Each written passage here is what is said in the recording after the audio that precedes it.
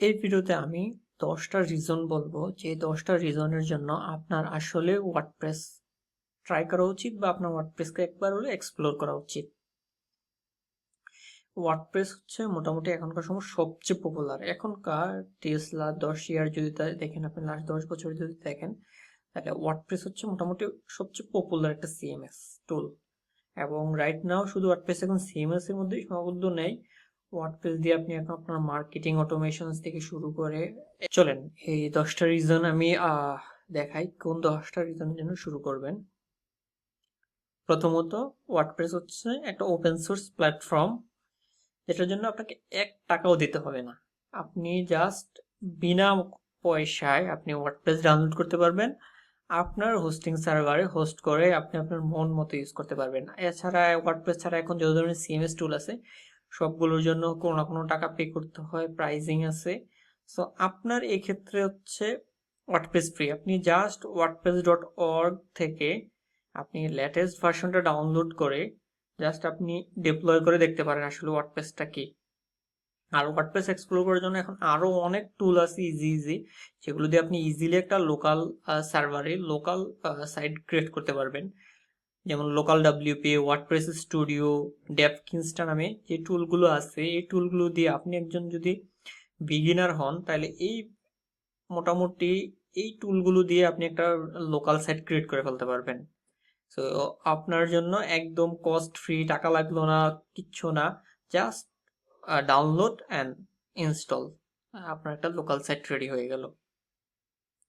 এরপরের যে রিজনটা ওইটা আমরা বলবো ইউজার্স। আপনি চিন্তা করেন সারা বিশ্বের 43% টোটাল ওয়েবসাইট ইউজার্সের মধ্যে 43% হচ্ছে ওয়ার্ডপ্রেস ইউজ করে। আপনি যত পার্সেন্ট হচ্ছে অন্যান্য সব সিএমএস বলেন বলেন সবগুলা যতটুকু ইউজ করে, ওয়ার্ডপ্রেস একাই 43%। সো এবার চিন্তা করেন যে আসলে ওয়ার্ডপ্রেসের মার্কেট শেয়ার কতটুকু এবং ওয়ার্ডপ্রেসের পপুলারিটি কতটুকু। আপনি যেদিকেই তাকান, আপনি এখন যদি মনে করেন আপনার পুরো পৃথিবীতে 100টা ওয়েবসাইট আছে, তার মধ্যে 43টাই হচ্ছে আপনার ওয়ার্ডপ্রেসে বানানো, ওয়ার্ডপ্রেস ইউজ করতেছে কোনো না কোনো ভাবে। সো আপনার ওয়ার্ডপ্রেসের ইকোসিস্টেমটা হিউজ বড়। এখানে আসলে আপনি কোনো কিছুতে আটকে থাকবেন না অন্যান্য ইকোসিস্টেমের মতো। হ্যাঁ, এইটা অলরেডি গ্রো হয়ে গেছে, আর এটা অন্যান্য ইকোসিস্টেম যেখানে গ্রো হচ্ছে, আর এটা হচ্ছে অলরেডি গ্রো হয়েই গেছে।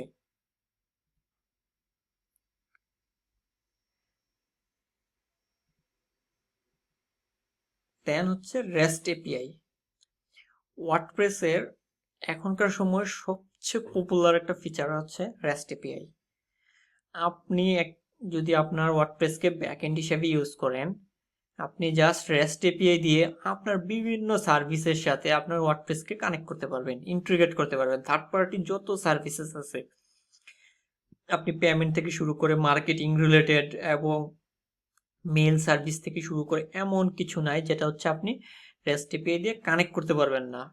জাস্ট আপনি চিন্তা করেন মডার্ন একটা টুল, মডার্ন একটা ফিচার আছে, যে ফিচারটা দিয়ে অ্যাকচুয়ালি আপনি যত ধরনের পৃথিবীতে ফিচার সার্ভিসেস আছে, যাই আছে, সব কিছুতে আপনি কানেক্ট হয়ে যেতে পারবেন জাস্ট এক নিমিষে। একটা হাতের তুড়ির মতো ব্যাপার, যে আপনি করলেন, আপনি অন্য যে কোনো সিএমএস ফ্রেমওয়ার্ক, প্রোগ্রামিং ল্যাঙ্গুয়েজের সাথে কানেক্ট হওয়া, ফিচারের সাথে কানেক্ট হওয়া, সার্ভিসের সাথে কানেক্ট হওয়া, ইজ জাস্ট হচ্ছে হাতের তুড়ির মতো রেস্টিপি এর মাধ্যমে।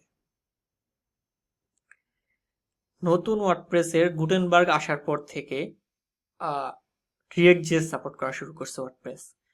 আপনি ওয়ার্ডপ্রেসের ভিতরে এখন রিয়েক্ট জেএস দিয়ে হচ্ছে বিভিন্ন কম্পোনেন্ট, ব্লক এবং হচ্ছে পেজ বানাইতে পারবেন, যেগুলো আসলে পুরোপুরি রিয়েক্ট সাপোর্ট করে। আপনারা যারা জাভাস্ক্রিপ্ট ডেভেলপার আছেন, বিশেষ করে রিয়েক্ট জেএস এ যারা ফ্রন্ট এন্ড কোড করেন, তাদের জন্য এটা হিউজ মাইলস্টোন যে ওয়ার্ডপ্রেস এখন রিয়েক্ট জেএস সাপোর্ট করতেছে। এবং আপনি রিয়েক্ট জেএস দিয়ে আপনার বিভিন্ন কম্পোনেন্ট বানানো, ব্লগ বানানো, ওয়ার্ডপ্রেসে গুটেনবার্গের জন্য ব্লগ বানাইতে পারেন, যে ব্লগ দিয়ে আসলে আমরা গুটেনবার্গ এবং ফ্রন্ট এন্ডে ইউজ করতে পারি। ইভেন ওয়ার্ডপ্রেসের ব্যাক এন্ডে এডমিন প্যানেলেও আপনি চাইলে এখন রিয়েক্ট ইন্টিগ্রেট করতে পারেন। এই বিষয়ে আমার একটা ব্লগ আছে, আমার ব্লগ ওয়েবসাইটে blog.kamalhosen.com এ। আপনি কিভাবে রিয়েক্ট ইউজ করবেন ওয়ার্ডপ্রেসের এডমিনে, এই বিষয়ে পুরো ডিটেলস একটা আর্টিকেল আমি পাবলিশ করছি 2 দিন আগে আমার ব্লগে, আপনারা চাইলে সেটাও চেক আউট করতে পারেন। এটা নতুন একটা হিউজ আপডেট ওয়ার্ডপ্রেসের জন্য গুটেনবার্গটা। আপনি চাইলে যে কোনো ধরনের রিয়েক্টের কম্পোনেন্ট প্যাকেজ ইউজ করতে পারেন, একদম আপনার রিয়েক্ট প্রজেক্টে যেভাবে ইউজ করেন ঠিক ওইভাবেই। আপনি চিন্তা করেন, আপনি আপনার নেক্সট.জেএস সার্ভারে যেভাবে রিয়েক্ট দিয়ে হচ্ছে সার্ভার সাইড রেন্ডারিং করাইতেন, সেম জিনিসটা ওয়ার্ডপ্রেস 6.6 থেকে অলরেডি চলে আসছে। আপনি যারা জাভাস্ক্রিপ্ট ডেভেলপ করেন, যারা সার্ভার সাইড কম্পোনেন্ট রেন্ডার করাইতে চান বা ক্লায়েন্ট সাইডে সার্ভার সাইডে রেন্ডারিং করাইতে চান, ক্লায়েন্টে সার্ভার থেকে ডেটা নিয়ে রেন্ডার করাইতে চান, তাদের জন্য কত ইউজফুল, কত ইউজফুল। আপনি একবার চিন্তা করেন যে আপনার হাতে সার্ভার সাইড রেন্ডারিং আছে, আপনার এসইউ থেকে শুরু করে এমন সব ধরনের ফিচার্স এখন ইজিলি আপনি করতে পারবেন। ক্লায়েন্ট সাইড রেন্ডারিং এর যে প্রবলেমটা ছিল, যে যেটা ক্লায়েন্টে এসে ডম রেন্ডার হওয়ার কারণে আমাদের এসইউ রিলেটেড যত প্রবলেমগুলো করতো, কারণ এসইউ বটগুলো আসলে আমাদের এখানে ডাটা পাইতো না বা মার্কআপ না পাওয়ার কারণে সে আসলে ক্রল করতে পারতো না। এখন সার্ভার সাইড রেন্ডারিং হওয়ার কারণে আপনি চিন্তা করেন, আপনার একটা কম্পোনেন্ট বা ব্লক আপনি সার্ভার সাইড রেন্ডার করলেন, আপনার ওই ব্লকটা জাস্ট তখনই রেন্ডার হবে যখন সার্ভার সাইড থেকে ডাটা পাবে। জিনিসটা কত ইউজফুল একটা ফিচার ওয়ার্ডপ্রেস 6.6 থেকে। আপনি চাইলে ওয়ার্ডপ্রেস 6.6 এর ডকুমেন্টেশনটা দেখতে পারেন। যারা রিয়েক্ট.জেএস বা ফ্রন্ট এন্ড ডেভেলপার আছেন তারা সার্ভার সাইড রেন্ডারিংটা একটু দেখতে পারেন। এইটাও একটা বড় কারণ এখন যে আপনি কেন ওয়ার্ডপ্রেস ইকোসিস্টেমে আসবেন, কারণ আপনার ওয়ার্ডপ্রেসের মধ্যে এখন রিয়েক্ট.জেএস সাপোর্ট করতেছে, এখন সার্ভার সাইড রেন্ডারিং সাপোর্ট করতেছে, যেটা আপনি নেক্সট.জেএস দিয়ে করতেন, ভিউ.জেএস দিয়ে করতেন, নাক্স দিয়ে করতেন। এটা অলরেডি আপনার ওয়ার্ডপ্রেসের ভিতরে চলে আসছে, তো কেন আপনি অন্য জায়গায় যাবেন, এত ছোট ইকোসিস্টেমে যাবেন এত বড় একটা ইকোসিস্টেম থাকতে? এটা অন্যতম একটা কারণ। এই যে আরো বড় কারণ, ওয়ার্ডপ্রেসের মধ্যে আপনার জাভাস্ক্রিপ্টের প্যাকেজ ম্যানেজার চলে আসছে।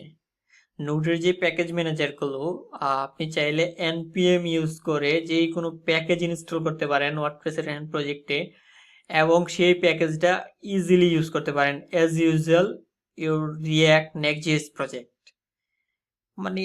একদম হচ্ছে আপনার জাস্ট নো ডিফারেন্স। আপনি একজন ফ্রন্ট এন্ড ডেভেলপার হয়ে থাকলে আজ এই জিনিসটা চেক আউট করেন। পিএইচপি তো আছেই, সাথে পিএইচপির ইকোসিস্টেম। পিএইচপিও এখন আস্তে আস্তে নতুন যেসব ফিচার আসছে পিএইচপি 8.4 আসতেছে, এবং 8.23 থেকে যেসব ফিচার আছে, ইটস আনবিলিভেবল ফিচার্স। আপনি একটু পিএইচপির 8.2 এক্সপ্লোর করলে দেখতে পারবেন যে আসলে পিএইচপিতে নতুন অনেকগুলো জিনিস আসছে। যেটা আসছে যেটা just in time compile. So আপনি চাইলে পিএইচপিটাও ওই রকম ভাবে ইউজ করতে পারেন as usual your JavaScript. Content types, আপনি চাইলে different kinds of content type এখানে বানাইতে পারেন। একদম আপনার ডিফারেন্ট টাইপ অফ কন্টেন্টের জন্য, হোক এটা আপনার এলএমএস ওয়েবসাইট, হোক এটা আপনার ব্লগ, হোক এটা আপনার ই কমার্স, এমন কোনো ওয়েবসাইট নাই যেটার জন্য আপনি আসলেই ওয়ার্ডপ্রেস ইউজ করতে পারেন না। ওয়ার্ডপ্রেসের লিমিটেশনস আছে। ওয়ার্ডপ্রেসের এখন কোনো ধরনের কন্টেন্ট টাইপের নিয়ে কোনো লিমিটেশনস নাই। সো এটা একটা বড় রিজন যে আপনি যে কোনো ধরনের কন্টেন্টের জন্য আপনি চাইলেই ওয়ার্ডপ্রেস ইউজ করতে পারেন। এডিটর, ও মাই গড, আপনি যদি লেটেস্ট ওয়ার্ডপ্রেসের এডিটরটা দেখেন গুটেনবার্গের, আপনি জাস্ট অ্যামেজড হয়ে যাবেন যে আপনি সব কিছু একটা জায়গায় পাচ্ছেন রিয়েক্ট.জেএস দিয়ে। একদম যারা হচ্ছে ইউআই গুই দিয়ে হচ্ছে বিভিন্ন ওয়েবসাইট এডিট করতে চান, পেজ ডিজাইন করতে চান, হ্যাঁ, যে আপনার যদি একদম জিরো নলেজ থাকে, টেক নিয়ে আপনার কোনো প্রোগ্রামিং এর নলেজ নাই, তাও আপনার ওয়ার্ডপ্রেসের এই এডিটরটা আপনার একটা ওয়েবসাইট, একটা পেজ ডিজাইন করতে দিবে ইজিলি। অ্যাজ ইজি অ্যাজ, যেটা হচ্ছে আমরা যেটা কি বলি, পানির মতো সহজ। পানির মতো সহজ হচ্ছে আপনি যদি একটা এডিটর ইউজ করি, এই ওয়ার্ডপ্রেসের এডিটরটা, যে এডিটরটা দিয়ে জাস্ট আপনি ড্র্যাগ এন্ড ড্রপ করবেন, আপনার ওয়েবসাইট রেডি, পেজ রেডি, নতুন ডিজাইন রেডি, আপনি আপনার মন মতো ডিজাইন কাস্টমাইজ করতে পারবেন। এটা হচ্ছে সবচেয়ে বড় রিজন যারা নন টেক পার্সন আছেন তারা একটা ওয়েবসাইট ইজিলি মেক করতে পারেন, ডেভেলপ করতে পারেন, বিল্ড করতে পারেন, ডিজাইন করতে পারেন জাস্ট এই গুটেনবার্গের ওয়ার্ডপ্রেসের যে লেটেস্ট গুটেনবার্গ এডিটরটা দিয়ে। তো মোটামুটি এই 10টা কারণই ছিল যে আপনারা কেন আসলে ওয়ার্ডপ্রেস এখনো ট্রাই করবেন। আর যদি ভালো লেগে থাকে আমার এই ভিডিওটা, তাহলে লাইক, কমেন্ট, শেয়ার আপনারা শেয়ার করতে পারেন, বা আপনারা ট্রাই করতে পারেন ওয়ার্ডপ্রেস জিনিসটা কি আসলে, এই জিনিসটা ট্রাই করতে পারেন। আমি এখানে খুবই সংক্ষেপে 10টা রিজন বলার চেষ্টা করলাম, খুবই শর্টলি বলার চেষ্টা করলাম যে এই 10টার কারণে আপনি আসলে ওয়ার্ডপ্রেস ট্রাই করতে পারেন। আপনার এই 10টার মধ্যে যে কোনো একটা কারণেই আপনি আসলে ওয়ার্ডপ্রেস ট্রাই করেন।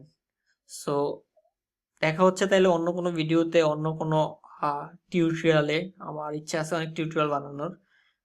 দেখি ইনশাল্লাহ। আমার ব্লগগুলো ফলো করতে পারেন, আমার ব্লগটা সাবস্ক্রাইব করতে পারেন, এই চ্যানেলটা সাবস্ক্রাইব করতে পারেন নতুন নতুন ভিডিওর জন্য। থ্যাংক ইউ সবাইকে।